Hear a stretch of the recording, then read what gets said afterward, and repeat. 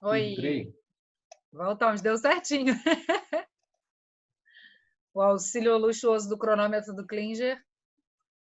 O Léo ficou falando que não funcionou. Ele que não comprou. Parou no 50 e pouco, não chegou no 1, não. Ô, Léo, mas aí você tá muito exigente, né? Caraca, você quer que bate um e desliga no mesmo momento. É pra ver e desligar. Tipo, preciso.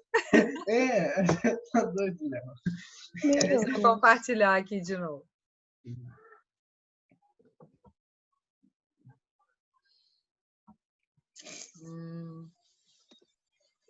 Zoom match.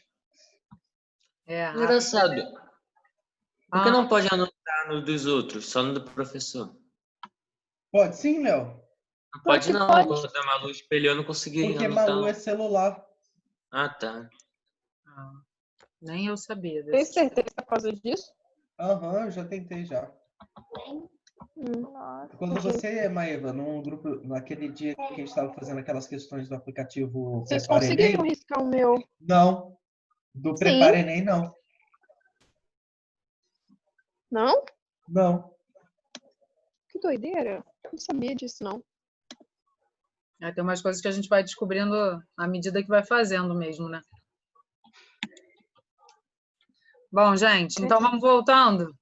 A gente falou da Argentina, aí aqui já é Brasil. Deixa eu voltar lá no Cárdenas rapidinho, que a gente falou só do Perón. Tá. Aqui fala, tá vendo? Bem nesse primeiro parágrafo aqui, antes até da foto do Perón, fala do Cárdenas, né? O Cárdenas tinha participado da Revolução Mexicana, que é uma revolução ali do início do século XX. Peraí, tem mais gente entrando.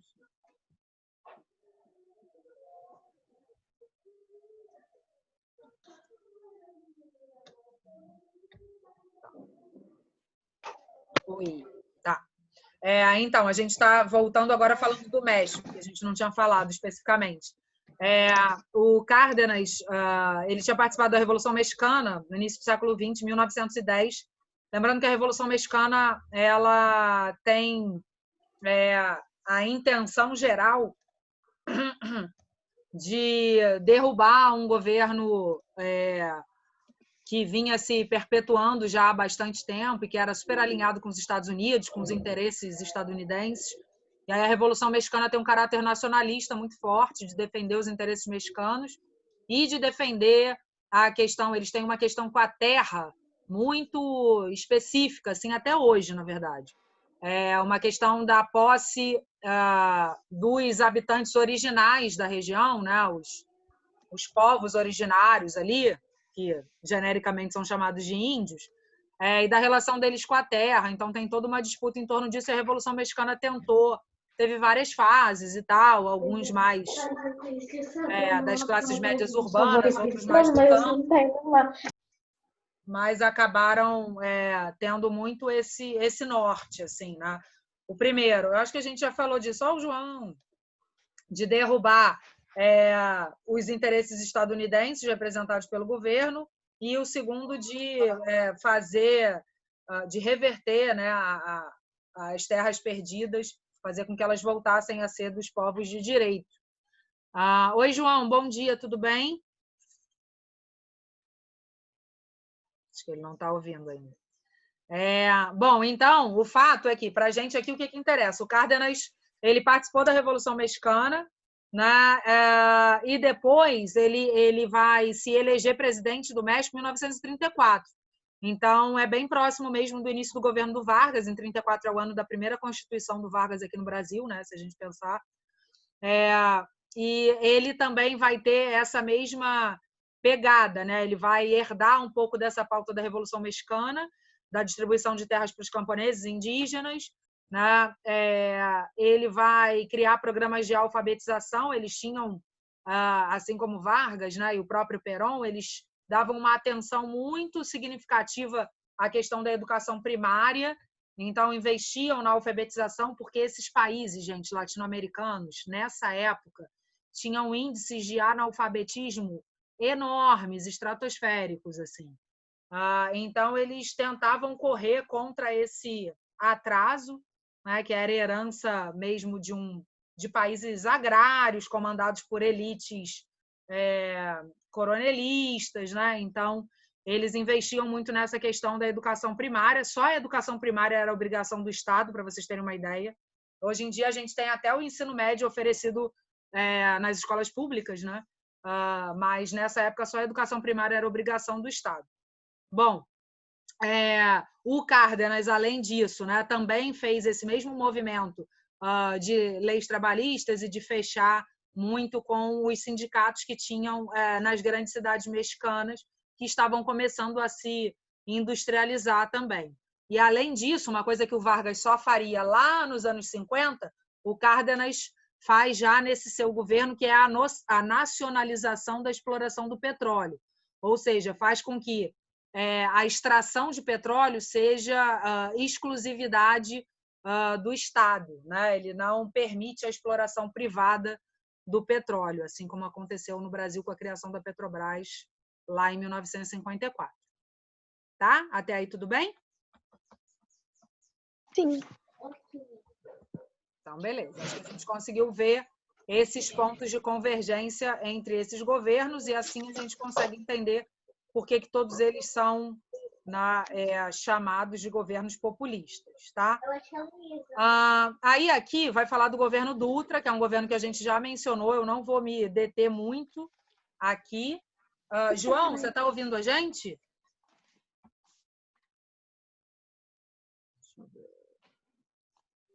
Ele está aqui. Ele estava sem fone. Ah, tá. Ele está ouvindo. Tá, então beleza.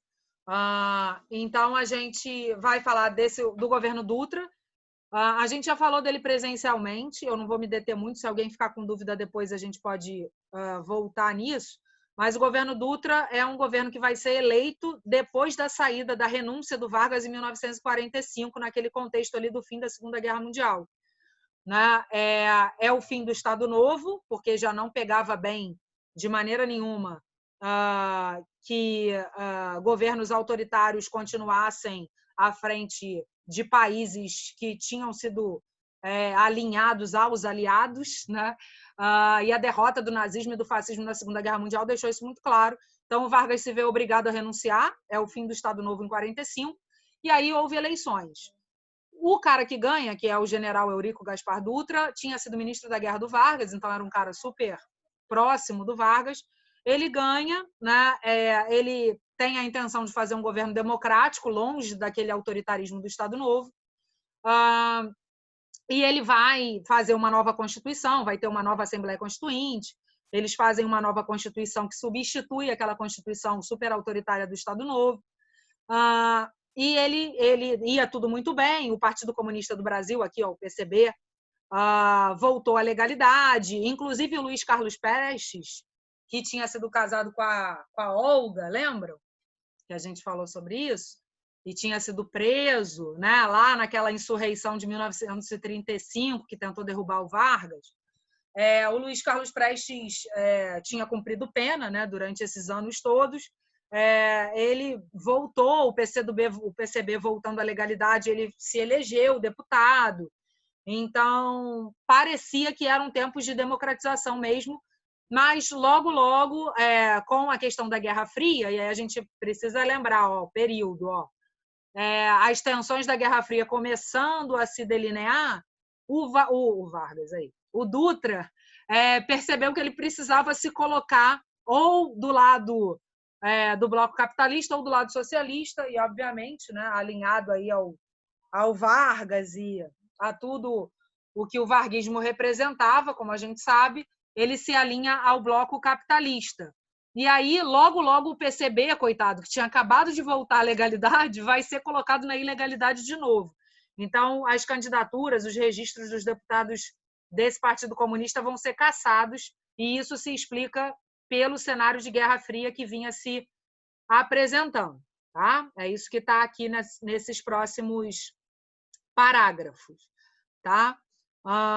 Bom, e aí tem umas outras questões. Aqui tem uma imagem que mostra bem esse alinhamento do Dutra com o Truman, né, que era o presidente dos Estados Unidos. Esse é o cara da doutrina Truman, né, aquele que vai dizer que os comunistas eram um inimigo comum, que deveriam ser combatidos por todos os habitantes dos Estados Unidos. Então, essa chamada doutrina Truman, que é um discurso, na verdade, foi quase uma declaração de guerra, né? Uma declaração de perseguição aos comunistas e de enfrentamento com a União Soviética, se a gente pensar em termos mais amplos, né? Essa foto eles estão super fofinhos, né? A foto é de 1949. Bom. Aí, segundo o governo Vargas. A gente está falando desses governos aqui porque eles estão dentro desse espectro dos tempos populistas, digamos assim, né? O segundo governo Vargas é aquele governo da criação do BNDES, tá aqui, que na época se chamava BNDE, não tinha o S, que tinha a intenção justamente de investir e de alavancar as indústrias no Brasil. O Brasil ainda era considerado um país muito agrário. Oi, alguém quer falar? Não, uma criancinha, eu acho que tá falando. Desculpa, esqueci de silenciar o microfone. Nada! Imagina, gente. Mas, tranquilo. Imagina, não precisa se desculpar. Então, a gente tem... Aqui tem esses pontos, né, que são os principais aí desse segundo governo Vargas. É importante lembrar que tem um alinhamento, dando continuidade ao alinhamento do Dutra, um alinhamento do Vargas ao bloco capitalista, vários empréstimos feitos pelos Estados Unidos, a construção da siderúrgica nacional, a questão do intercâmbio cultural, a gente estudou isso, né? O Walt Disney com o Zé Carioca, Carmen Miranda. Eu fiz meu slide. Você fez, né? Aquele ficou maravilhoso. O precursor de toda essa história na sala de aula. Maravilhoso aquilo mesmo. Foi a aula inversa, né? Aquele foi seu trabalho da aula inversa. Foi esse ano, né? Parece que tem mais tempo, engraçado. Sim, professor. Mas nada vai abater o projeto Manhattan. Não, aquele foi demais. Eu tenho a foto e o vídeo até hoje. Nada vai abater o projeto Manhattan. Depois, qualquer dia, eu espelho aqui para vocês. Vou passar para o computador. Então, o governo Vargas foi se enrolando, né? Esse segundo governo Vargas foi o primeiro governo em que ele foi eleito, na verdade. Os 15 anos anteriormente que ele tinha ficado no poder, ele não tinha sido eleito, né? Ele chegou ao poder através de um golpe. E esse governo para o qual ele foi eleito acabou sendo um governo de desgaste, né? Porque ele foi...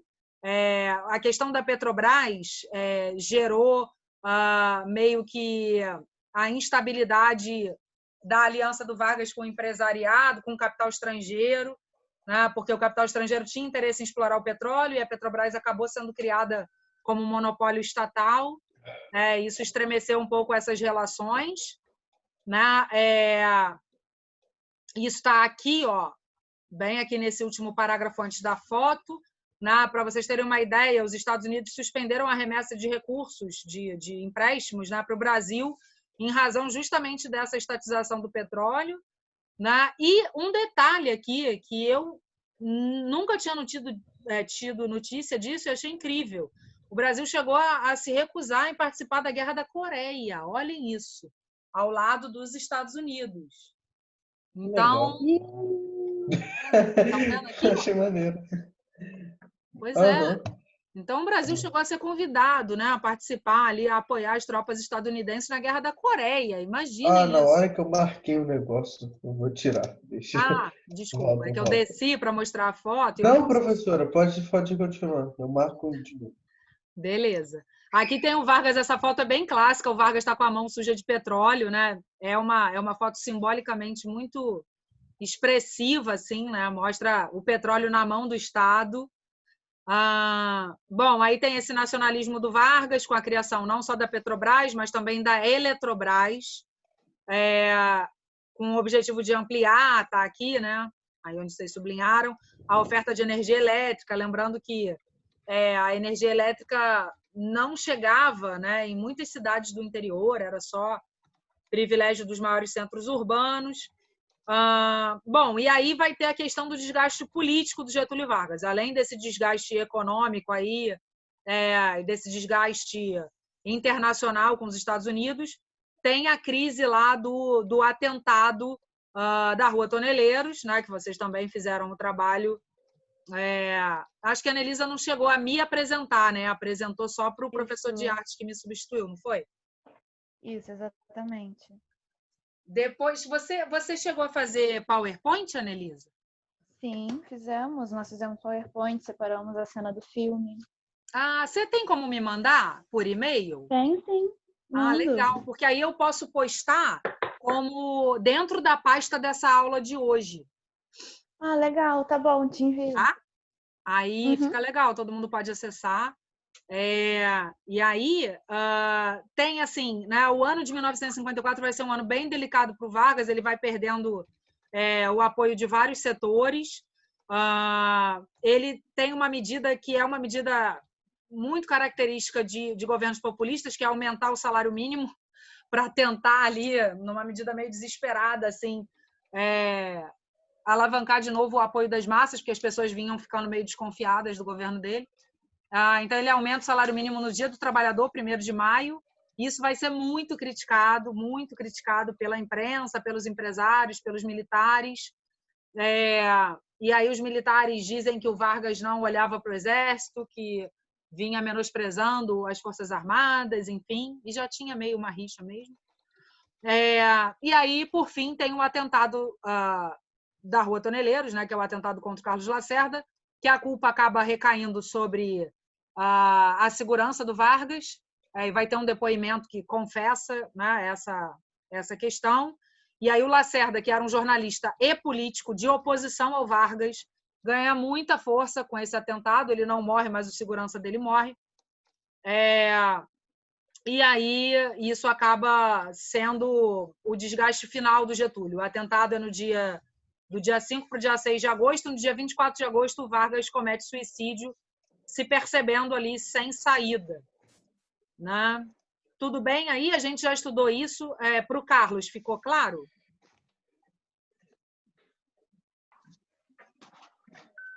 Sim, ficou bem claro. Tranquilo. Tá, a gente está passando meio rápido, mas é porque a gente já viu, né?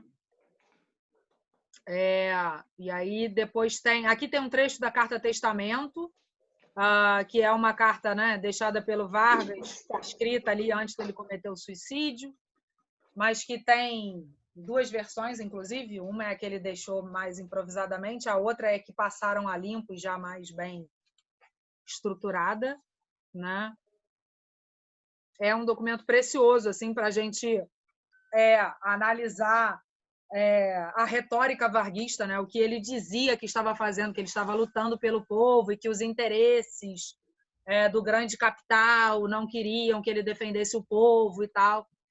Isso, retoricamente, funcionava muito bem, mas a gente sabe que o desgaste dele prático, né, dos fatos, era muito maior do que uma mera questão romantizada, né? Essa carta romantiza a atuação dele, claro, era ele que estava escrevendo, e isso faz muito efeito porque ele morre, né? Não. E depois que morre, vocês sabem, né? Difícil de Viver. Mas vamos concordar que a carta dele é convincente. Muito convincente. Eu li assim e falei assim, cara, tadinho, o cara morreu, fez um monte de coisas. Eu começo a voltar assim no capítulo e ver o que deu. Eu fico assim, não dá não. Pois é, né? Não dá. Pois é. Mas a carta Mesmo a gente tendo estudado toda a trajetória, quando a gente lê a carta, a gente fica balançado. Sim. Aí imagina as pessoas da época vendo a morte dele, né? Porque ele deu uma cartada de mestre, assim, ele pagou com a vida, mas ele, em grande parte, recupera a imagem dele que vinha sendo jogada no lixo, principalmente depois do atentado da Rua Toneleiros. Ele consegue Ele se retira com recuperar. estilo. Exatamente. Aqui, ó, essa imagem, não sei se vocês têm aí no livro, da revolta. Esse carro é um carro do jornal O Globo, não existia TV ainda. Estão vendo aqui, ó, do jornal, né? A logo do jornal, sendo atacado depois do suicídio do Vargas, né? Porque o jornal O Globo foi acusado pelos apoiadores do Vargas de fazer uma campanha contra o Vargas. assim como o Jornal do Lacerda, né, que era o Última Hora. Então, assim, houve uma grande comoção popular justamente por conta do teor da carta, pela morte, né, em si, pelo conjunto da obra. E aí aquela galera que era tradicionalmente ligada ao Vargas, aquelas massas, desde a década de 30, ficam indignadas, assim.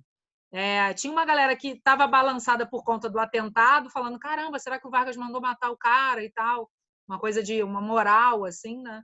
E aqui, essa cartada final do suicídio acaba mesmo fazendo com que essa galera volte a idolatrar o Vargas. Então, isso é bem significativo. E aqui já são as atividades. Eu posso ficar mais 10 minutinhos. Vocês querem ou vocês querem encerrar? 10 Eu minutos. acho que Você que sabe. Mas eu acho que dá pra fazer só uma Mas paginazinha, né? acho legal. Vamos tentar, então, fazer umas 2 questões?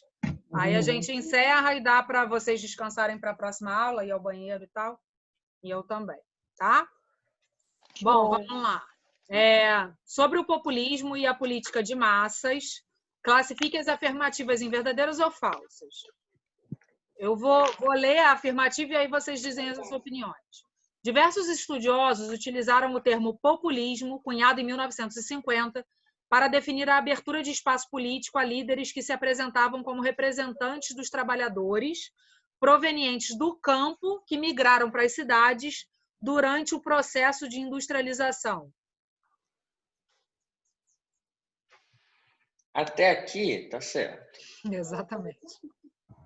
Agora, essa parte final já não necessariamente, né? Vamos ver. Vamos ver as outras. Número 2. Os governos populistas se caracterizaram por criar ou ampliar as leis trabalhistas e garantias de direitos, incentivando a organização dos trabalhadores independente do Estado, a fim de promover sua autonomia política. Sim. Aí a gente tem que ter cuidado, porque a organização dos trabalhadores, dos sindicatos, né, ela não era independente do Estado. Ela, não viu? Tá. Ela estava ali, né, como a gente viu, é o chamado Estado corporativo, um Estado que abraça, assim, né? digamos, né, os sindicatos e isso não é gratuito.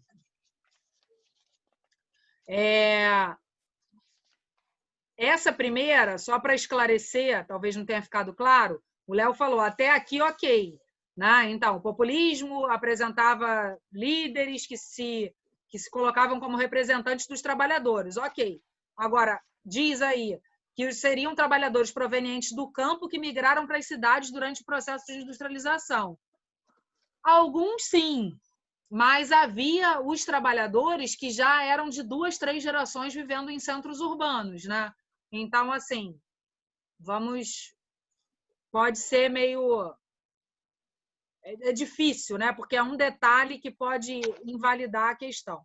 A3, correntes historiográficas mais recentes têm valorizado mais a ideia de política de massas do que a de populismo, já que busca avaliar a especificidade política e social de cada país. Aquilo que a gente conversou, né? De uma espécie de atualização do conceito de populismo com essa ideia de política de massas, né? A gente vai voltar. E aqui, os principais representantes do populismo foram Getúlio Vargas no Brasil, Lázaro Cárdenas no México e Juan Domingo Perón na Argentina. Ok, essa sem dúvida. Ok. Aqui, a número 1, o que vocês acham? Marcariam verdadeiro ou falso? Eu não sei, porque essa parte dos provenientes do campo não está errado, mas não... Exatamente. Entendeu? Não está errado, mas também não está exatamente certo. Pois é. seria isso, né? Ela estando certa, você exclui uma determinada parcela, né, do operariado que já vivia, né, nos centros Sim, mas aí urbanos. se colocar falso, poderia dizer que não são... Ai, não sei, professora. Não sei. Professora, eu tô aqui falando no mútuo há mó tempão, mas olha. Ah, é? Tadinho. Professora, aqui. Você marca que a senhora acha que tá certo e eu marco o contrário. Se a senhora acertar, é só um aluno errando. Se a senhora errar, é um aluno. A professora errando é mais grave, né? Ué. Eu vou marcar o contrário. Caso Mas você vamos lá, então. eu vou Essa 2 eu ver. já marquei, né? Pode ver. Tá, essa 2 está errada com certeza. A 3, ok. E a 4, ok. Vamos verificar. Falsa. Eu acertei! Tá certo, né? Eu tinha falado falsa, né? Eu tinha marcado falsa, não? Sim. Só que a certa é quando você marca você tem que marcar o V, professora. Porque tá vendo? Ah, era verdadeira? É verdadeira, viu? Eu acertei, eu marquei. Tá, peraí, vamos tentar novamente, então. Peraí. Eu marquei, professora, eu sou muito especial. Sou muito especial, é ótimo. Gente, então tá vendo? É verdadeira, olha só. Super pegadinha essa, hein? Viu? Fazer as questões te faz saber que também existem Estado pessoas. de compromisso. Boa, Léo. Deu uma de cringe, falei no mudo também. Ah, é? Eu tentando falar, o cringe falando, até falei, cringe, espera um minuto. Sabe o que eu tava falando? Eu fiquei muito feliz, cara. Eu acertei. Não, mas eu acho que até que faz sentido, né? Porque se você chegasse e colocasse falso, acho que excluir essa parte aqui dos camponeses, acho que ia ser pior, né? Pois Tem é. que fazer essa coisa de jogo de tipo, o que é menos pior. Pois é. É chato isso, né? Porque você sabe o conteúdo, né? Mas enfim. Então, beleza, ficamos assim, tá? VF, VV. Olha meus coraçõezinhos, sempre agindo lá, sempre agindo. Meus corações. Tem aqui as discursivas, não sei se tem outra objetiva aqui. Aqui, vamos fazer essa? É correto afirmar a número 4, tá, gente? Nem precisa do texto, professora. É só... É correto afirmar que o populismo... Mas vou ler, só para... Rádio e populismo vivem desta forma seus tempos de apogeu e declínio. O rádio, entre outras razões, devido ao surgimento da televisão. Então, está declinando por conta do surgimento da TV, né, na década de 50. E o populismo, as modificações ocorridas nas condições sociopolíticas e econômicas dos dois países, o que levaria Vargas ao suicídio em 54 e Perón à renúncia em 55. Sobre o populismo, é correto afirmar... entrou em declínio por causa da baixa audiência do rádio, um veículo essencial para a propaganda populista. Não! Seria muita responsabilidade para o rádio, né?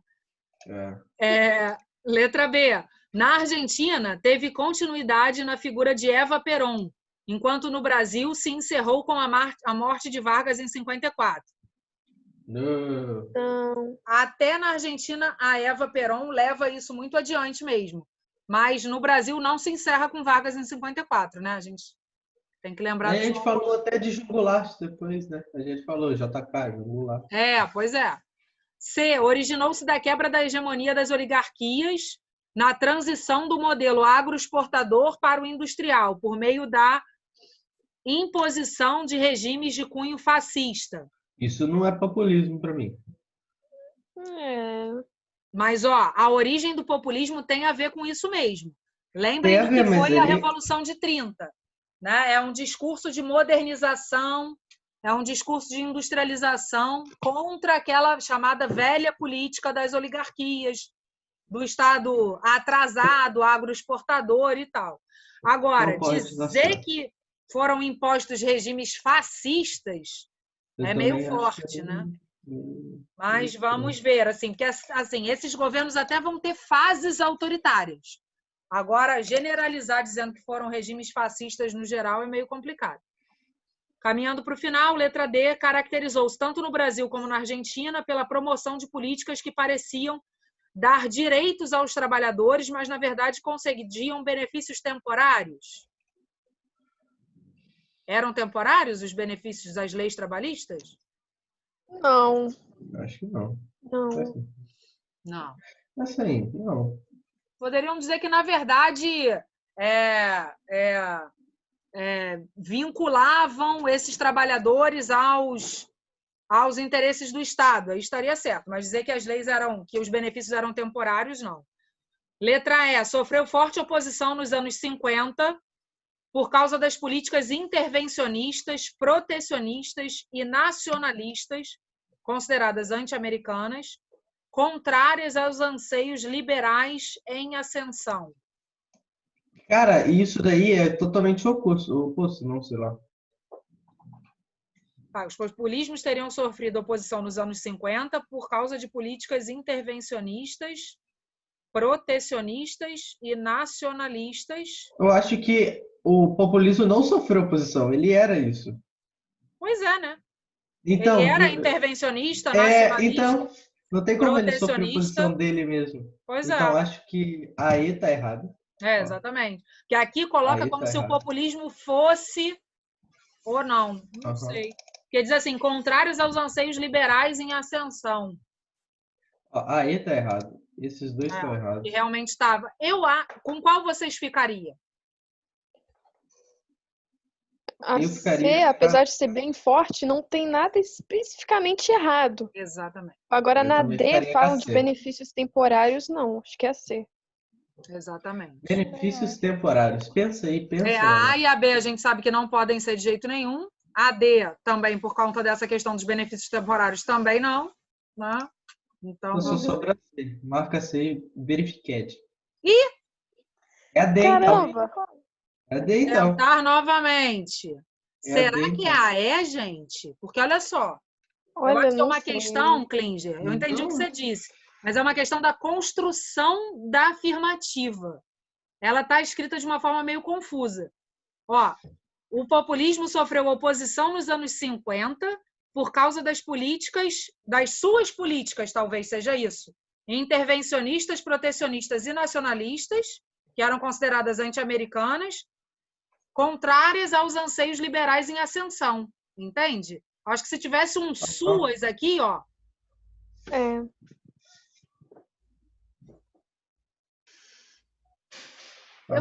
li de novo. Não acredito que era isso. Entendi. É isso. Mas está escrito muito na sacanagem essa questão, né? Eles não querem que passe no vestibular, não é possível. Muito ambígua, pois é. Muito ambígua. Muito, cara. Caraca. Não diz de quem seriam essas políticas intervencionistas, né? É porque ali é correto afirmar que o populismo sofreu oposição nos anos 1950 por causa das políticas intervencionistas, protecionistas e tal. Ele sofreu intervenção disso, entendeu? Dá para entender.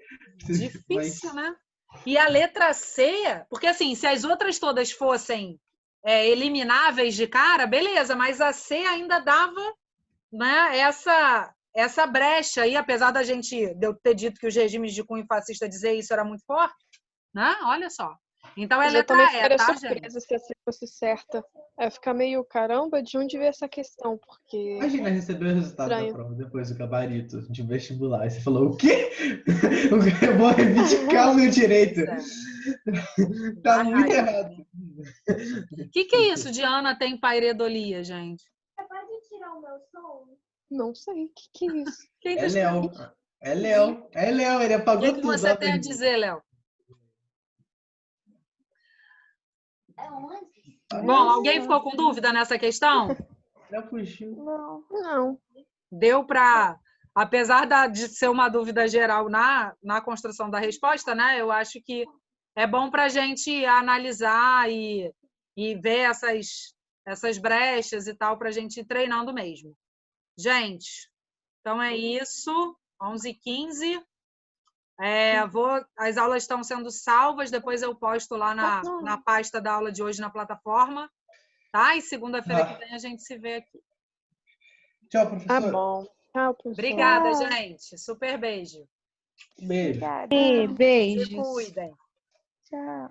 Tchau, tchau.